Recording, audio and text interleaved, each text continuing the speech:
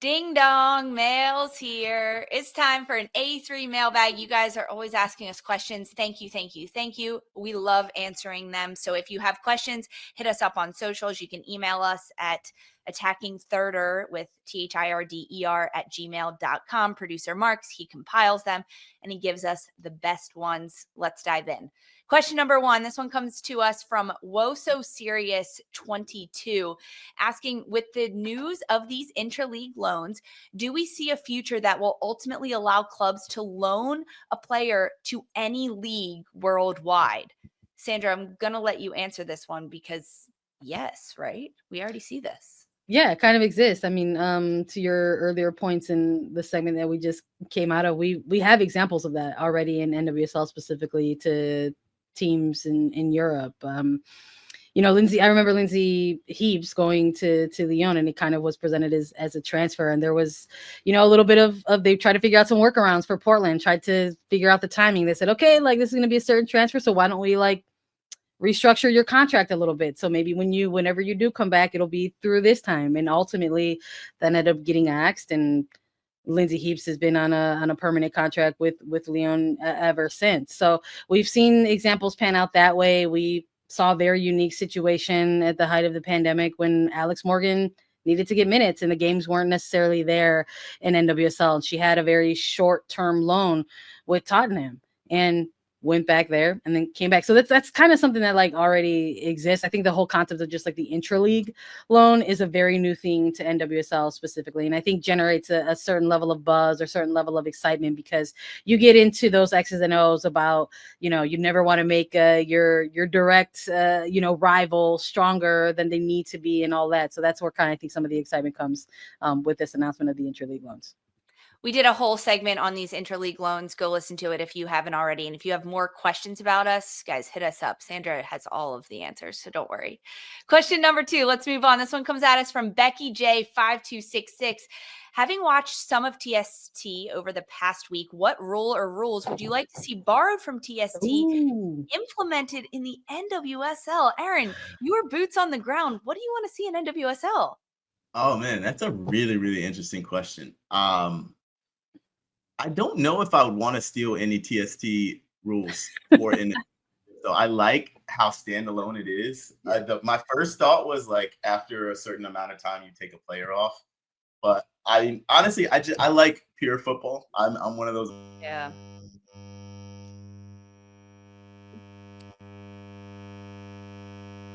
Oh, I lost him. Do you have him? Aaron's making such good points, and then he went out. Well, I will say, just to piggyback on that, I don't disagree with Homie, because that's part of what makes TST so special. Just keep it. And I know we're just the chaotic energy is look, chaos is attracted to chaos. So I understand on our ends of things, we're what if there's some of that TST energy that we could borrow into NWSL? But I don't know. I mean, maybe I would like to see it, in the form of maybe an all-star game. I wouldn't be opposed to that. Just sort of one of those unique kind of one-off things that we could see in NWSL. It's obviously not something that we could see week to week in regular season, because regular season looks and feels the way that it does. But maybe in the future, when there's an all-star game, we can maybe see something similar to that. Or I would even argue in a season 2025, where there is this huge gap of time, there's a January break for the international tournaments that are taking place this summer with the Euros, Copa America, and others. And while other clubs are trying to, quote unquote, figure out what to do in this summer, what if maybe a handful of them got together and did some TST vibes? I love the idea of an NWSL All-Star 7v7. We could even do the two best 11s, essentially, right? Mixed up, and then you could have 4 teams. I don't know my math. 3 teams of 7v7. I like that a lot. Guys, I'm talking the $1 million winner take all prize. That would be sick too. That's what we need in the NWSL. That is the one rule from TST that needs to be in the NWSL. Yeah. The money. Yes, 100%. That's fair. I can respect. I do like the all-star TST wrinkle. I really do like that one though. That would be that. I'm gonna go with that. I like the TST All-Star game. 100%. We're so glad you're back, bud. We're sorry that I'm glad I'm back too. I was talking. I was like, they can't hear me, can they? You were so animated too. I was like, God, he's dropping so many bars right now, and we can't even hear him. Question number 3 in our mailbag comes at us from 442. What team outside looking in has the best chance of making the playoffs? Now, in NWSL right now, as we head into week 12, there are only 6 points separating 5th place through 12th. So this one to me was tricky because any of these teams could change, but my number one team outside looking in that has the best chance is going to be Angel City. They are tied with Bay on points with 15 points, but Angel City sit in 9th place, just 1 spot outside it with Alexander Strauss coming in. I think they're going to take a little bit of a dip, a change in tactics, a change in what they do. And Angel City will be right back to their winning ways and make the postseason. I'm curious if Gotham makes that leap. You know, I think it's tough because when you look at things like injuries, you're like, surely this is going to be the one that breaks them. And then they show that that's not the case.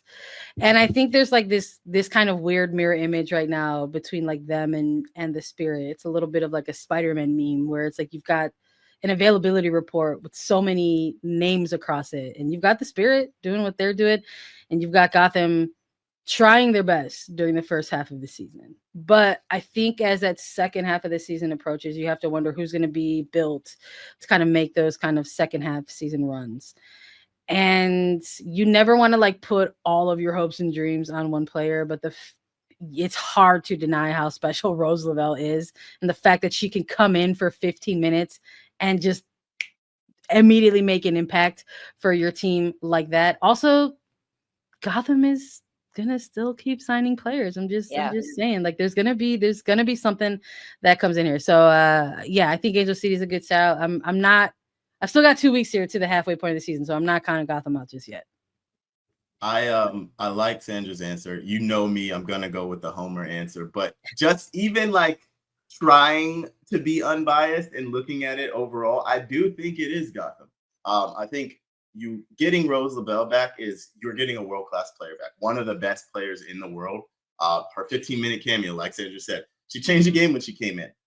Getting more minutes out of her, getting Jess to full fitness, hopefully Midge Purse to full fitness.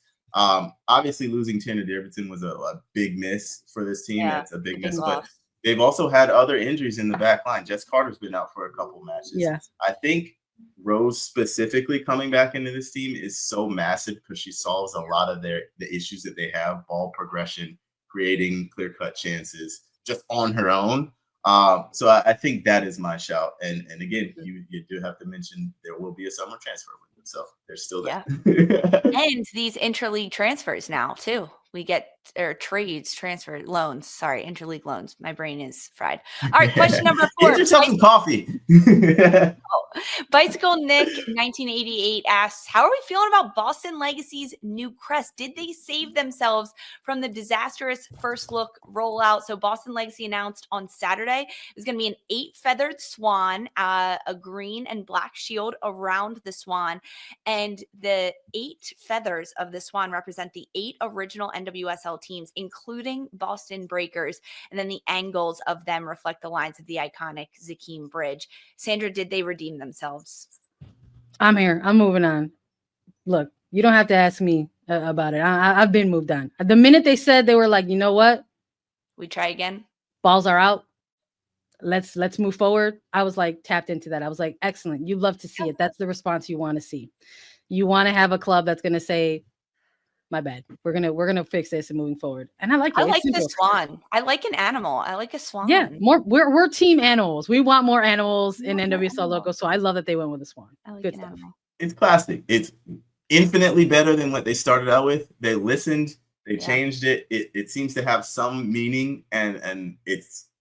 I think some people hate this, but it's clean. I do like the I love term that. clean for a crest, but I think they did a fantastic It's a little job. basic, I'll say. It is a little basic, but it's Little better than what they basic. had. So It's great. I think they went so far. They were like, we went too far. Now we just got to keep it easy. All right, quick for our final last 2 questions. This one comes at us from Gunners Glory 07. If you had to right now, would you put your money on KC winning the Shield, or would you bet the field?